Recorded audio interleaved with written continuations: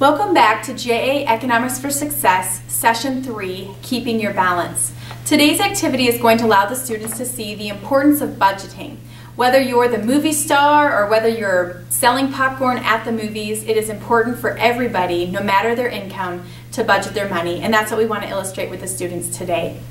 The first thing that you're going to do is to talk to the students a little bit about the difference between needs and wants and get them to share a little bit about what some of those examples look like in their lives.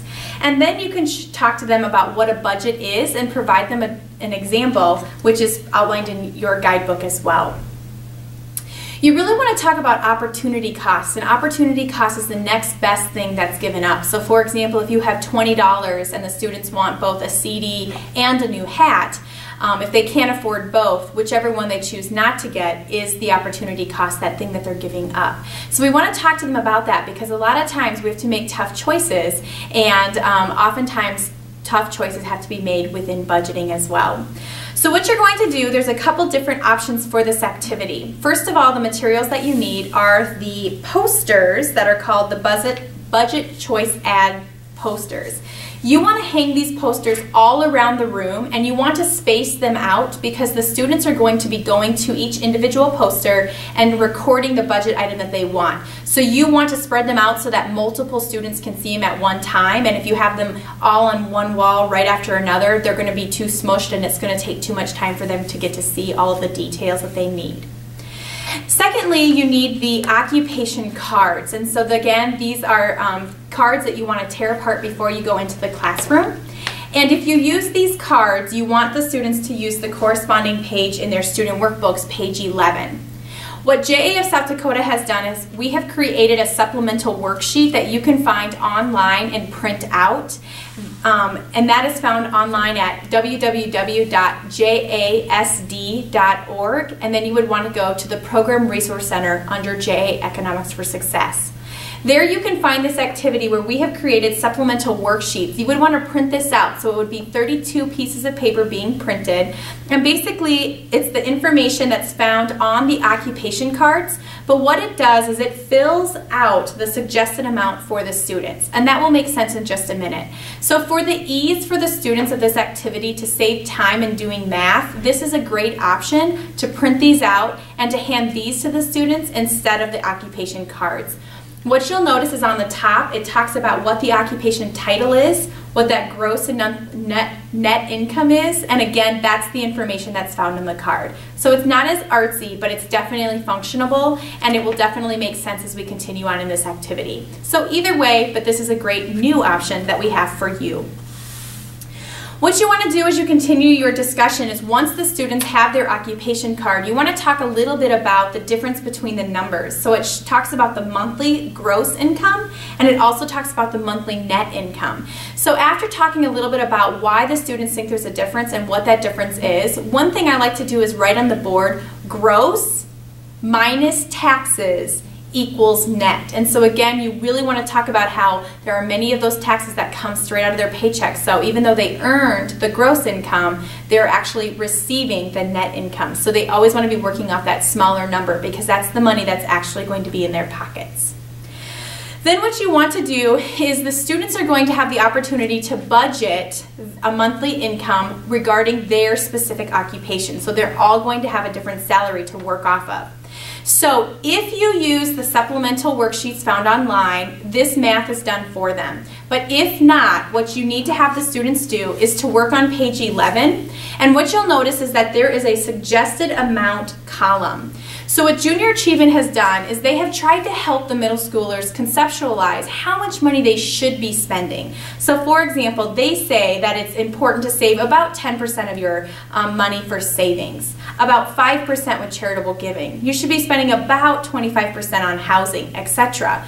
So what we want to do is for that specific salary, we want the students to kind of understand what that number looks like. So if you have them work in their workbooks, it's always good to put on the board net income times multiply by 0.05 as a percentage. So you want to help them convert that percentage to a decimal and then have them actually factor it. So again, it gets a little tedious, and we don't want to spend a lot of time doing the math, because the objective of the whole activity is to do the budgeting, not the percentages. So that's why we really encourage you to use these worksheets that all the math is done for you. But if not, what is very helpful is to have them factor one of them, for example, the 10%, and have them write it there, and then have them look down to see what else is 10%. So both savings and entertainment is 10%, so that number will be the same in both of those columns. And so that will help expedite the process. If they do the math themselves, it's always beneficial for them to have calculators. They might have to share. And what I always say is if one of them gets done, to make sure that they help a friend, because that way it expedites both you and the teacher helping people, and if they're helping friends, it goes a lot faster as well. So once you get that suggested amount completed, whether you do it in the workbook or it's already done over here, the students are going to get to explore their options and how much money they're really going to spend. So for example, they're going to go up to each of the posters that are hung around the room, and they get to decide. So for example, if I'm going to use this one as an example, if I am the accountant, I should be spending about 15% or $315 on transportation. $315. So if I'm a middle schooler and I am thinking, I really want a new car, I don't want a used car, so I have to decide, I'm supposed to spend around $315, so I might choose to get a used car for $200, and I can write that here. Especially if I'm a middle school boy, I am totally going to want that sports car. So this is where you get to talk to them about budgeting and really get them to think about, if you want to spend $800 a month on a sports car, that's okay, because you get the opportunity to make choices, but you are going to then have to cut back in some of your other areas. So maybe instead of going out to eat, when you get to the food category, maybe you're going to go ahead and have brown bag lunches for $250 and save some money in cost of food, so that you can then spend more money in your transportation. So this is a lot of fun for the students to get to go explore each of these posters. It kind of helps them make their decisions along the way. Sometimes you might have to help prompt them thinking about some of those options that they do have. They're going to go around the room, and they are going to fill this out. What you'll notice is that the savings, charitable giving, and other expenses category are not on posters. Those are ones that they would just do personally at their desks. It's always great to talk a little bit about the importance of savings, and it's great to talk about charities, and I always like to highlight junior achievement. If people weren't willing to give money to organizations such as JA, we wouldn't exist, and so it's always fun to get to talk to them about how it's important to give back as well. So once the students have the opportunity to explore all those posters, they can tally up, and hopefully they haven't spent more money than they have received. What it's always great to do to kind of wrap up this activity is to pull up your top 4 or 2 or 4, 2 or 3, kind of depending upon how many students you have, and the highest salaried and then the lowest salaried as well. And just to talk and ask them some questions. What were you able to get all your needs met? And most people can get all their needs met. But were you able to get all your wants met? And again, talking a little bit about the differences.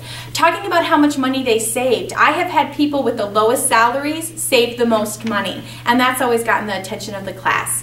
One thing I always like to do is I always like to highlight the classroom teacher, because a lot of times the person with the teacher category card realizes that it's not in the luxury category at all, and I always love to give that opportunity to a student to really realize that their teachers are there for much more than the money. They're there because they really do care and value what those students will be accomplishing in their lives. This is a great activity. It's a lot of fun to talk a little bit about the differences of occupations and how all occupations are successful, and you can make your ends meet no matter what. But again, no matter what your salary is, you need to make sure to budget your money. Enjoy the session.